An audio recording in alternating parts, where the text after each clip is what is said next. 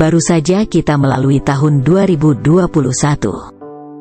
Biasanya setelah 1 tahun berlalu, beberapa perusahaan segera menyampaikan penilaian atas kinerja dari karyawannya dan juga masing-masing departemennya. Tujuannya untuk memberi umpan balik pada karyawan maupun departemennya atas prestasinya di tahun yang sudah lewat, sehingga bisa dilakukan perbaikan yang diperlukan. Namun ada juga perusahaan lainnya yang melakukannya 2 kali dalam setahun. Tetapi ada pertanyaan yang perlu dijawab dengan jujur.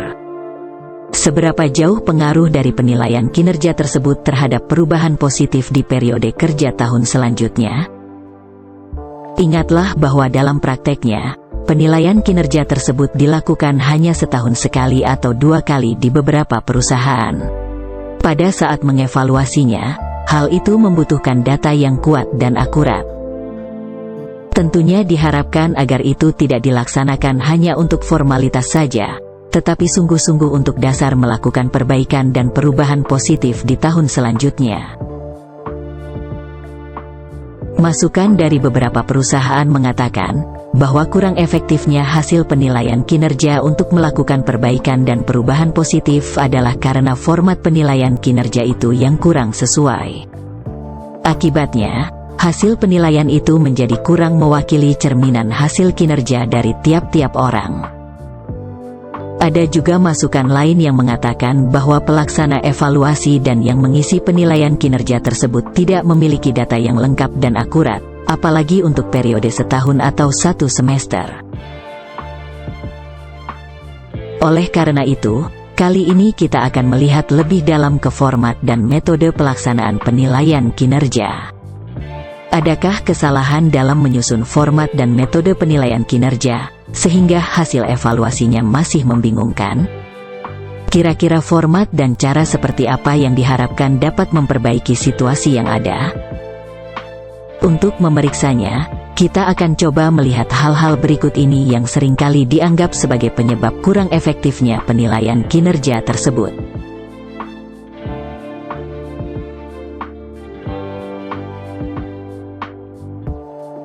Kemungkinan penyebab yang pertama adalah karena adanya pemahaman yang salah antara kompetensi dengan kinerja.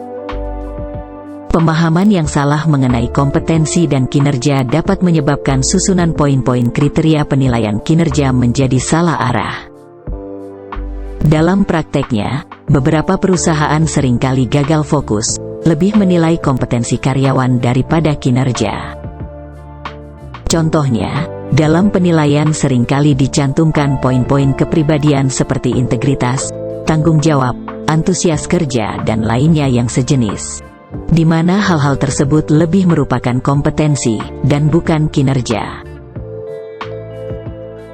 Sekarang mari kita coba memahami perbedaan antara kompetensi dan kinerja melalui contoh pembahasan berikut ini. Jika ada sebuah pertanyaan, mana yang lebih penting dari seorang maestro sepak bola, Lionel Messi? Kecepatan larinya atau gol yang dicetaknya?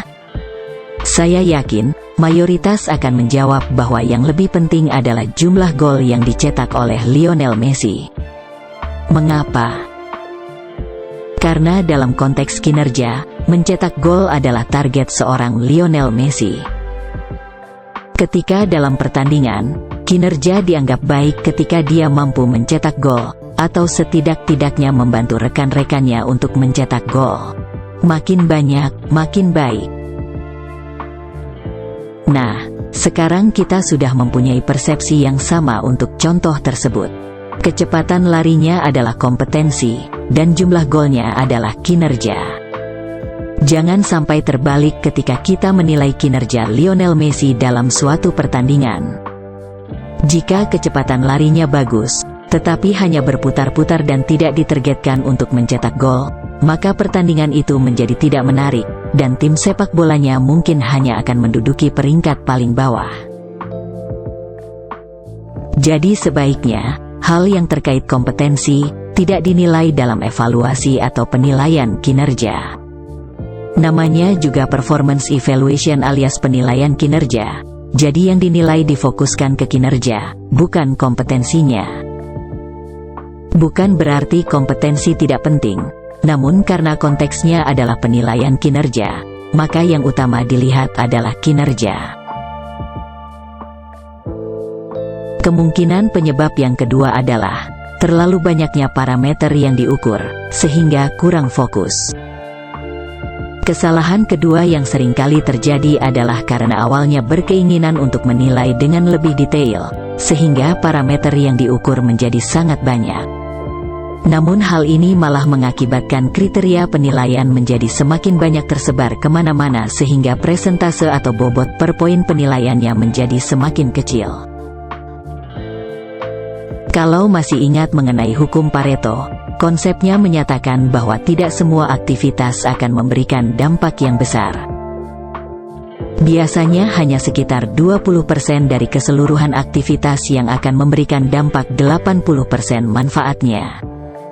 Dan ini juga berarti bahwa 80% aktivitas lainnya hanya memberikan dampak sebesar 20% dari keseluruhan manfaat yang diterima. Jadi, kita cukup memilih beberapa kriteria penilaian yang memberi dampak besar bagi keberhasilan perusahaan. Jadi solusinya, sangat disarankan untuk memfokuskan format penilaian kinerja kepada target-target kinerja yang paling berdampak, sehingga karyawan juga dapat lebih memusatkan energinya kepada yang paling besar dampaknya bagi kemajuan perusahaan. Namun demikian, Anda tentu seharusnya tetap tidak melupakan tugas atau aktivitas rutin lainnya, walaupun itu hanya dianggap memberikan dampak yang kecil.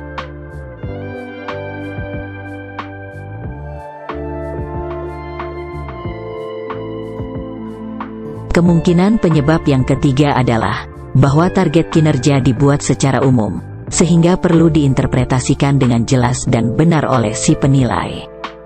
Sebagai contoh, dalam salah satu penilaian kinerja dituliskan bahwa, misalnya, berhasil menyelesaikan minimal 90% dari target yang telah ditetapkan. Kriteria ini dapat diterjemahkan secara berbeda oleh mereka yang bekerja di departemen atau bagian yang berbeda. Apalagi kalau si penilai tidak mempunyai pegangan mengenai target-target apa saja yang ada di suatu departemen atau bagian, yang umumnya berbeda satu dengan lainnya. Bayangkan kalau di Departemen A hanya diberikan 2 target kinerja untuk masing-masing karyawannya, sedangkan di Departemen B diberikan 5 target. Di sini tampak jelas bahwa dengan kriteria penilaian kinerja yang sama dan jumlah target yang berbeda, akan membuat si penilai berpikir bahwa penilaian itu menjadi kurang adil bagi karyawan di kedua departemen tersebut.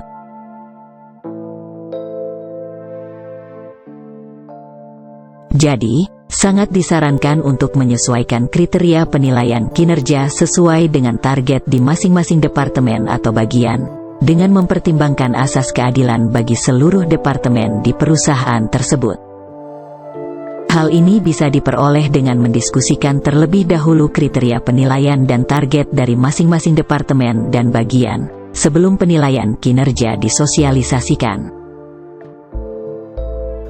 Kemungkinan penyebab yang keempat adalah kurangnya catatan dan data penunjang untuk penilaian kinerja, sehingga penilai banyak mengandalkan ingatannya sewaktu melakukan penilaian.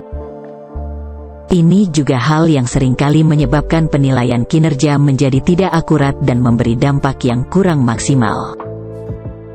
Penilaian sekali atau 2 kali setahun akan memerlukan arsip data pencapaian kinerja yang cukup banyak. Kalau tidak ada data, si penilai hanya akan mengandalkan ingatannya, yang seringkali hanya mengingat peristiwa yang besar-besar saja, atau kejadian-kejadian penting di bulan-bulan terakhir sebelum dilakukannya penilaian kinerja. Ini menyebabkan timbulnya faktor subjektivitas yang akan sangat mempengaruhi penilaian. Evaluasi yang dilakukan 1 tahun sekali atau 6 bulan sekali akan tetap lebih bagus daripada tidak ada sama sekali. Namun sangat disarankan agar dapat lebih berdampak, harus disertai dengan pengumpulan data prestasi kinerja bulanan, baik untuk catatan kinerja masing-masing karyawan, maupun prestasi departemen atau bagian. Biasanya hal ini dilakukan oleh para supervisor dan pimpinan kelompok di masing-masing bagian. Hal ini akan sangat membantu ketika evaluasi semester atau setahun dilakukan. Kemungkinan penyebab yang kelima adalah adanya faktor subjektivitas yang kuat apabila penilaian hanya dilakukan oleh satu orang. Faktor subjektivitas ini tidak dapat dihindari. Namun demikian, dapat dikurangi dengan menetapkan jumlah penilai yang lebih dari satu orang, dengan syarat bahwa penilai lainnya juga memahami tugas pekerjaan karyawan tersebut dan ikut memonitor kinerja. Hal ini biasanya dilakukan bagi karyawan yang bekerja dengan model 3 shift, baik dengan pemimpin kelompok kerja yang tetap maupun yang dirotasi. Selain itu, tambahan penilaian dari atasan tidak langsung juga dapat membantu dan menjadi bahan pertimbangan dalam mengevaluasi penilaian kinerja dari masing-masing karyawan di satu bagian atau departemen. Demikian pembahasan kita kali ini mengenai faktor-faktor penyebab kurang efektifnya penilaian kinerja atau performance appraisal. Semoga bermanfaat. Mari bergabung dengan komunitas BWI, Bright World International. Sebuah channel edukasi yang bermanfaat bagi mereka yang bersemangat untuk mengembangkan diri dalam karir dan kehidupan pribadinya. Subscribe dan dapatkan inspirasi baru di setiap minggunya.